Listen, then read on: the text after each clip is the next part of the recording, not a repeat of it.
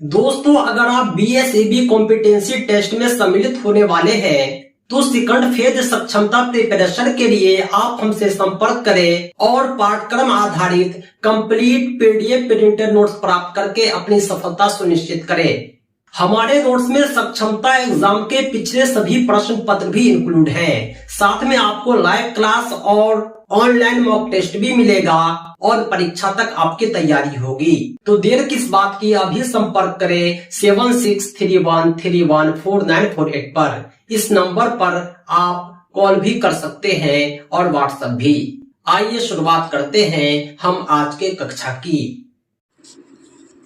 एक नंबर सवाल क्या कह रहा है?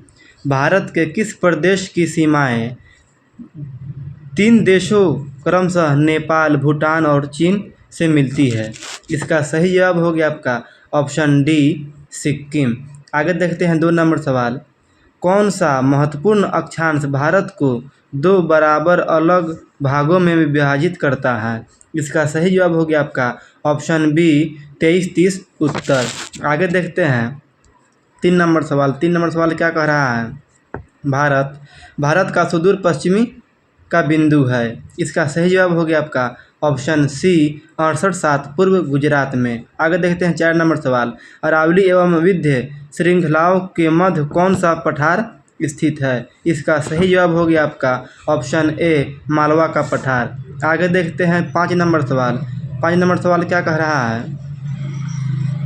सिलवासा राजधानी है। इसका सही जवाब हो गया आपका ऑप्शन बी, दादर एवं नगर हवेली की। आगे देखते हैं 6 नंबर सवाल। निम्नलिखित राज्यों में से किसकी तटरेखा सर्वाधिक है? इसका सही जवाब हो गया आपका ऑप्शन ए, गुजरात। आगे देखते हैं 7 नंबर सवाल क्या कह रहा है? उत्तर भारत में उप हिमालय क्षेत्र के सहारे फैले समतल मैदान को क्या कहा जाता है? इसका सही जवाब हो गया आपका ऑप्शन डी, भावर। 8 नंबर सवाल क्या कह रहा है? कोरी निवेशिका जिस पर स्थित है वह है। इसका सही जवाब हो गया आपका ऑप्शन सी, कच्छ का लिटिल रन। आगे देखते हैं 9 नंबर सवाल क्या कह रहा है? कर्क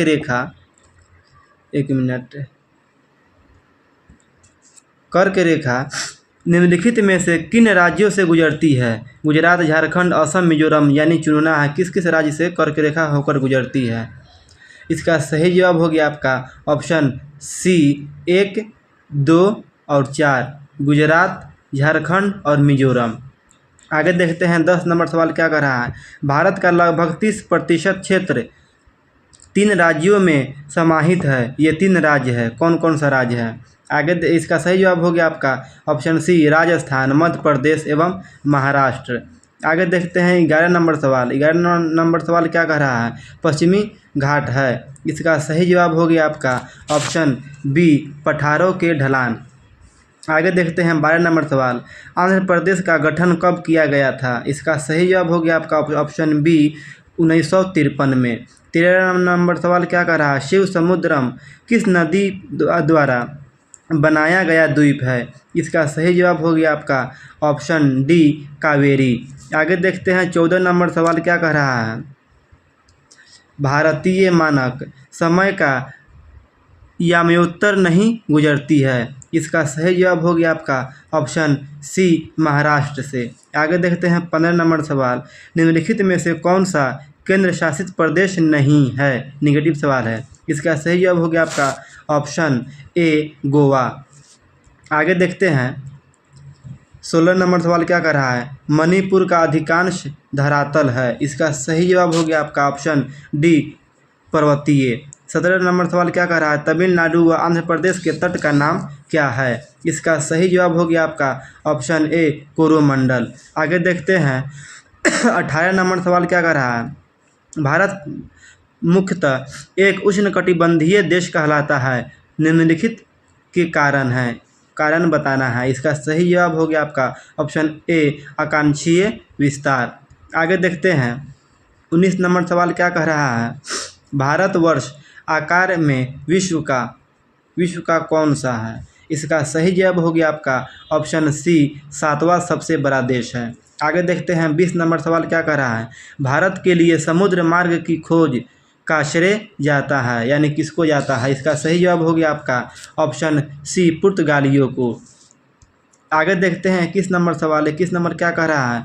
पूर्वी तटीय मैदान का एक अन्य नाम है। इसका सही जवाब हो गया आपका ऑप्शन सी, कोरोमंडल तटीय मैदान। आगे देखते हैं 22 नंबर सवाल क्या कह रहा है। भारत के भौगोलिक मानचित्र कौन तैयार करता है। इसका सही जवाब हो गया आपका ऑप्शन डी, भारतीय सर्वेक्षण। 23 नंबर सवाल क्या कह रहा है। भारत किस गोलार्ध में स्थित है। झारखंड किस गोलार्ध में स्थित है। इसका सही जवाब हो गया आपका ऑप्शन सी, उत्तर में। आगे देखते हैं 24 नंबर सवाल क्या कह रहा है। निम्नलिखित में से कौन सा युग में सुमेलित नहीं है।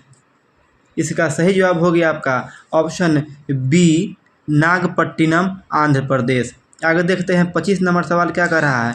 निम्नलिखित में से भारत में ज्वालामुखी द्वीप है। इसका सही जवाब हो गया आपका ऑप्शन डी, बैरन द्वीप। आगे देखते हैं 26 नंबर सवाल क्या कह रहा है।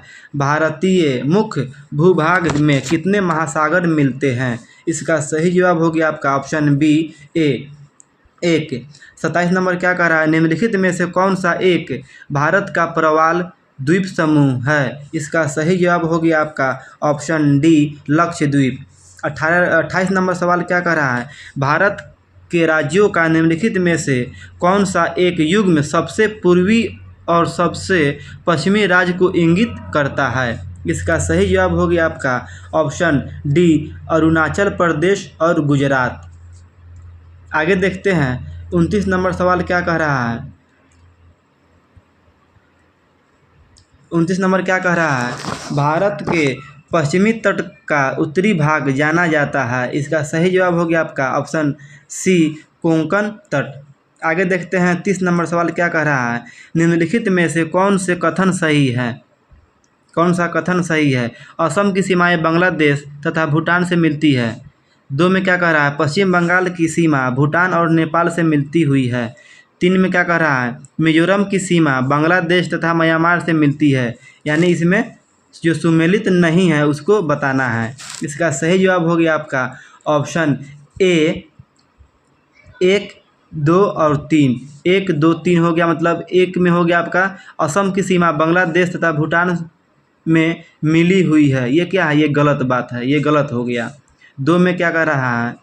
2 में पश्चिम बंगाल की सीमा भूटान और नेपाल से मिली हुई है। और 3 में क्या कह रहा है। मिजोरम की सीमा बांग्लादेश तथा म्यांमार से मिली हुई है। आगे देखते हैं 30 नंबर सवाल। 30 नंबर सवाल क्या कह रहा है। 31 नंबर, 30 तो हो गया। 31 नंबर क्या कह रहा है। निम्न में से कौन सा मिलान सही नहीं है। इसका सही जवाब हो गया आपका ऑप्शन डी, शिमला उत्तर प्रदेश में नहीं है। आगे देखते हैं हम 32 नंबर सवाल। मन्नार की खाड़ी किसके तट के साथ अवस्थित है। इसका सही जवाब हो गया आपका ऑप्शन ए, तमिलनाडु। आगे देखते हैं 33 नंबर सवाल। 33 नंबर क्या कह रहा है। निम्नलिखित भारतीय राज्यों पर विचार कीजिए। 1, छत्तीसगढ़, तेलंगाना, आंध्र प्रदेश, झारखंड, तमिलनाडु। उपयुक्त राज्यों में से कौन से क्रमशः बृहत और लघुत्तम है। भौगोलिक क्षेत्र के आधार पर बताना है। इसका सही जवाब हो गया आपका ऑप्शन ए, 3 और 4। 3 और 4 का मतलब हो गया 3 में हो गया आंध्र प्रदेश और 4 में हो गया आपका उत्तराखंड। आगे देखते हैं 34 नंबर सवाल। कोरोमंडल समुद्रीय तट किस राज्य में अवस्थित है। इसका सही जवाब हो गया आपका ऑप्शन सी, तमिलनाडु। आगे देखते हैं 35 नंबर सवाल क्या कह रहा है। संरचनात्मक रूप से मेघालय क्षेत्र किसका भाग है। इसका सही जवाब हो गया आपका ऑप्शन बी, दक्कन का पठार। आगे देखते हैं 36 नंबर सवाल। मरुस्थल, उर्वर मैदान और मध्य रूप से वनांछित पर्वत भारत के निम्नलिखित क्षेत्रों में से किस एक की ताक्षणिक विशेषताएं है। इसका सही जवाब हो गया आपका ऑप्शन डी, उत्तर पश्चिमी भारत। आगे देखते हैं 37 नंबर सवाल क्या कह रहा है। भारत किस गोलार्ध में स्थित है। इसका सही जवाब हो गया आपका ऑप्शन ए, उत्तरी और पूर्वी गोलार्ध में स्थित है। आगे देखते हैं 38 नंबर सवाल क्या कह रहा है। निम्नलिखित में से वह राज्य क्षेत्र कौन सा है जिसकी सीमा मिजोरम से नहीं लगती है? याद रहे, नहीं लगती है। इसका सही जवाब हो गया आपका ऑप्शन ए नागालैंड। आगे देखते हैं 39 नंबर सवाल क्या कह रहा है। निम्नलिखित में से वह क्षेत्र कौन सा है जिसकी सीमा अरुणाचल प्रदेश से नहीं लगती है? इसका सही जवाब हो गया आपका ऑप्शन डी मणिपुर। आज का अंतिम सवाल 40 नंबर क्या कह रहा है। कौन सा राज्य उत्तरी पूर्वी राज्य की 7 बहनें का भाग नहीं है? इसका सही जवाब हो गया आपका ऑप्शन बी पश्चिम बंगाल।